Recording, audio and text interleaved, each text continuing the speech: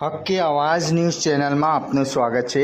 Dabhoi statue of યુનિટીને જોડતા મુખ્ય overbridge પર દોર અંધારપટ, તંત્રની બેદરકારી, અકસ્માતનો ભય। ડભોઈ યાત્રાધામ ચાનોદ કરનારી પહોંચ્યા અને વિશ્વની સૌથી ઊંચી પ્રતિમા સ્ટેચ્યુ ઓફ યુનિટીને જોડતા મુખ્ય માર્ગ પર આવેલા ડભોઈનો સરિતા ફાટક ઓવરબ્રિજ હાલ તંત્રની ઘોર બેદરકારીનો નમૂનો બની રહ્યો છે।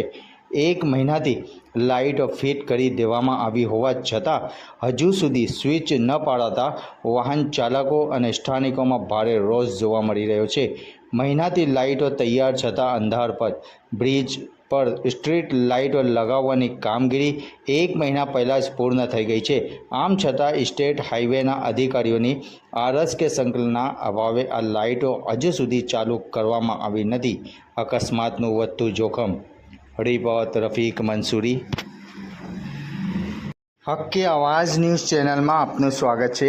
ડભોઈ સ્ટેચ્યુ ઓફ યુનિટીને જોડતા મુખ્ય ઓવરબ્રિજ પર દોર અંધારપટ, તંત્રની બેદરકારી, અકસ્માતનો ભય। ડભોઈ યાત્રાધામ ચાનોદ કરનારી પહોંચ્યા અને વિશ્વની સૌથી ઊંચી પ્રતિમા સ્ટેચ્યુ ઓફ યુનિટીને જોડતા મુખ્ય માર્ગ પર આવેલા ડભોઈનો સરિતા ફાટક ઓવરબ્રિજ હાલ તંત્રની ઘોર બેદરકારીનો નમૂનો બની રહ્યો છે।